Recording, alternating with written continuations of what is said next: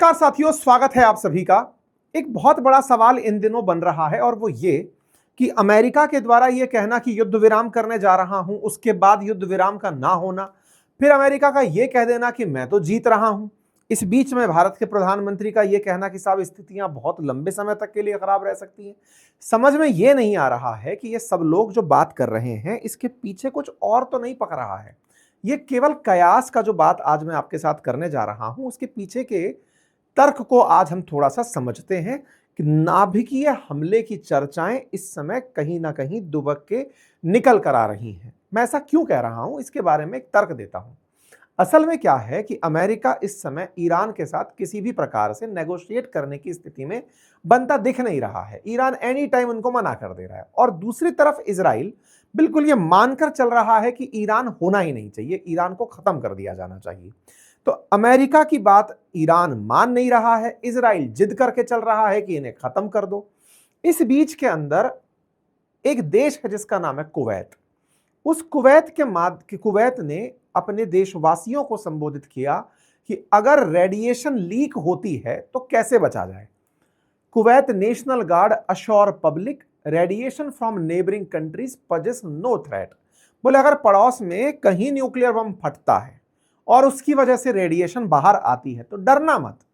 अरे भैया, ये कौन सा डर है और ये कौन सी आश्वासन है जो ये कह करके दे रहे हो कि सुनो पड़ोस से चलकर आए? तो इसका मतलब क्या तुम्हें पता है क्या? विशेष रूप से कुवैत वो कंट्री जो कि जीसीसी कंट्री है, जो कि गल्फ का कंट्री है, बिल्कुल इराक का पड़ोसी है, सऊदी का पड़ोसी है, इनको तो एकदम आधी कटी बातें पता है। वैसी वाली बात है, इनके बीच में चर्चा ऐसी क्यों निकल कर आ रही है? हेडलाइन बनने लगती है कि साहब क्या न्यूक्लियर वेपन की चर्चाएं हैं क्या? मतलब अचानक मीडिया के अंदर ये सुर्खी तैरना शुरू होती है।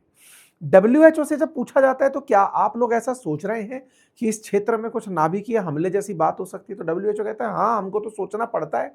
युद्ध चल रहे होते हैं तो हर चीज सोचनी पड़ती है। और वो बात तो आपको याद भी है, ट्रंप कहते ही थे कि मैंने इतने मिलियन लोगों की जान बचा ली। तो भाई पाकिस्तान से बचा ली थी, लेकिन अब तो ये सीरियस थ्रेट है जो सामने दिख रही है। क्यों? क्योंकि साहब अगर ईरान ने न्यूक्लियर बॉम्ब बना लिया होगा, बड़ा टेक्निकल पॉइंट है, ईरान ने न्यूक्लियर बॉम्ब बना लिया होगा तो वो इतने दिन तक वाकई में इंतजार कर भी रहा होगा, नंबर एक।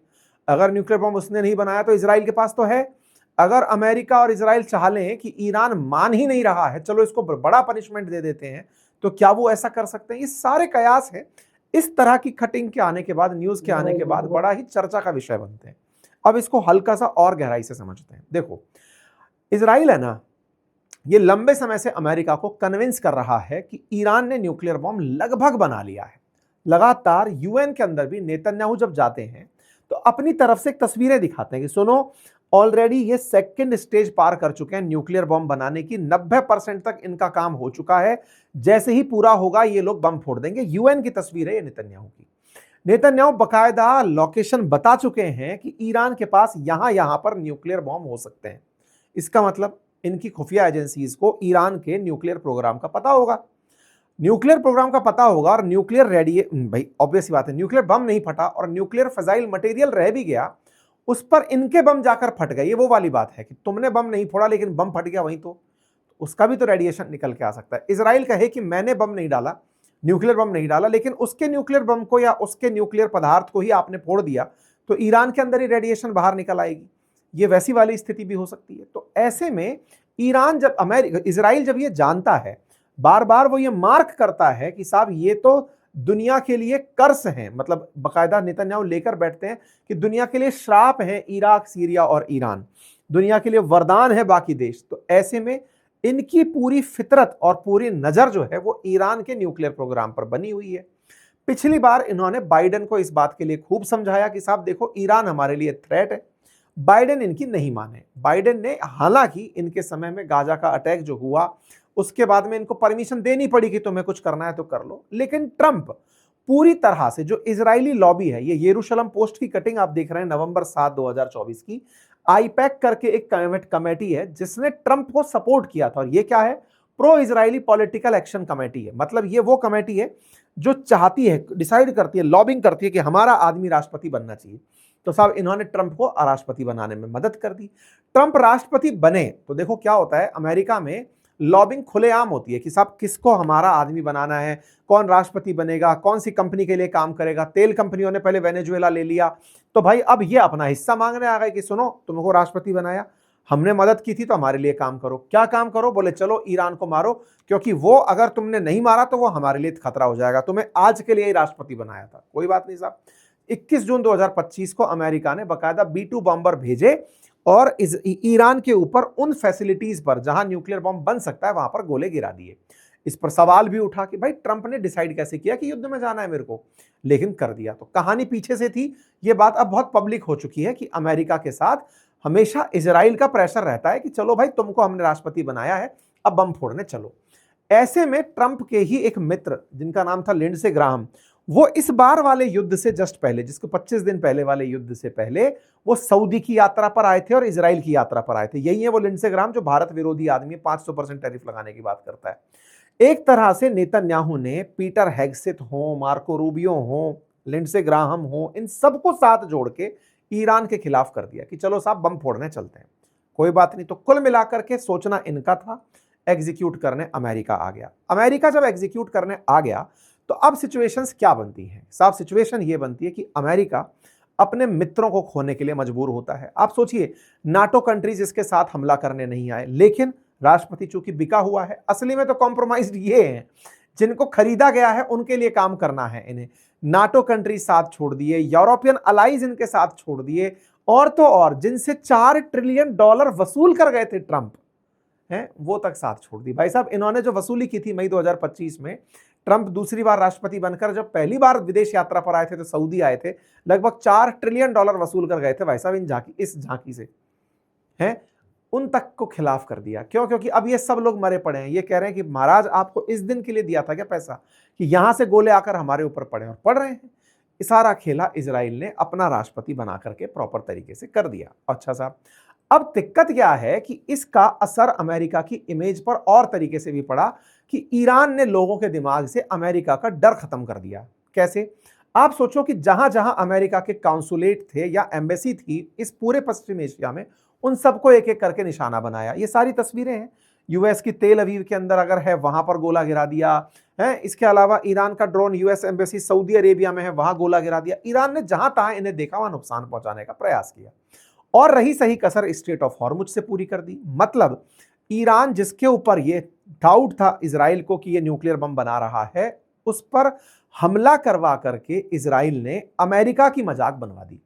अब अमेरिका इतना फ्रस्ट्रेशन में आ गया है कि वो खुद से ही डिसाइड कर रहा है कि सीज फायर है, वो खुद से ही डिसाइड कर रहा है कि हम युद्ध जीत गए, वो खुद से ही कह रहा है कि सब बढ़िया चल रहा है। लेकिन अमेरिका तो अमेरिका है, अपनी इतना ह्यूमिलिएशन जब पिछली बार जापान के समय हुआ था तो वहां बम गिरा था, तो कहीं ऐसा तो नहीं कि वो बदला लेने के लिए इस बार स्ट्रेटजी ये अपना ले कि इनके न्यूक्लियर साइट पर हमला कर दो। इसलिए ये सवाल बड़े बन जाते हैं, क्योंकि अमेरिका अभी भी इनके जो सुप्रीम लीडर हैं उनके साथ कोई बातचीत नहीं कर पाया है। सीज फायर खुद की मर्जी से किया है, ईरान का कोई उसके अंदर लेना देना नहीं था। ईरान तो अभी भी यही कह रहा है अगर अमेरिका कुछ भी गुस्ताखी करेगा तो उसको हमारा भरपूर जवाब दे दिया जाएगा। और तो और इस पूरे कवायद में जब अमेरिका चिल्ला रहा है हम जीत गए, आज की डेट में हाइफा पर हमले होते हुए दिखाई पड़ रहे हैं। लेबनान, ईरान, यमन, इराक से कहां से हुए हमले ये नहीं पता। और रहा सहा कसर जो अमेरिका का फाइटर जेट कैरियर जो जहाज है अब्राहम लिंकन, उस पर क्रूज मिसाइल चलाई गई। बताई मतलब हद ये है कि ईरान अब वो मिसाइलें जो कि बैलिस्टिक ट्रैक कर लेता है उसके थ्रू ना होकर के पैरेलल जमीन के अपने ब्रह्मोस टाइप की मिसाइलें चला रहा है अब्राहम लिंकन पर, जो इनका एयरक्राफ्ट कैरियर है, और उसको निशाना बनाया जा रहा है। अगर उस पर निशाना वाकई में लगा तो अमेरिका का एक बड़ा नुकसान होगा। कुल मिलाकर जब आप इतने जलील हो रहे हो तो आप क्या कर सकते हैं? इस पर मैंने हालांकि पूरा सेशन आपको एक बार अपने जानकारी दी थी। मेरे सेशन में मैंने कहा था कि जब ईरान इस तरह से अनकंट्रोल्ड हो रहा है, ईरान पावरफुल नहीं हो रहा है, ईरान खत्म हो रहा है, लेकिन अब उसके पास में डरने के लिए या कहीं खोने के लिए कुछ नहीं है।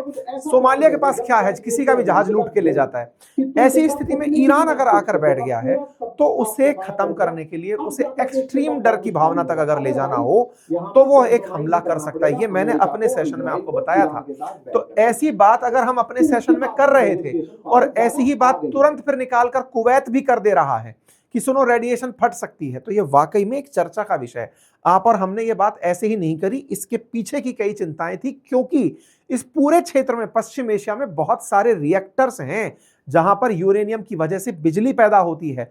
वो रिएक्टर्स इजराइल में भी हैं, यूएई के अंदर भी हैं, तुर्की में भी हैं और इजिप्ट में भी हैं। इजराइल में तो जो नागेव न्यूक्लियर रिसर्च सेंटर है वहां पर माना ही जाता है दिमोना के अंदर कि यहां पर न्यूक्लियर बॉम्ब हो सकता है।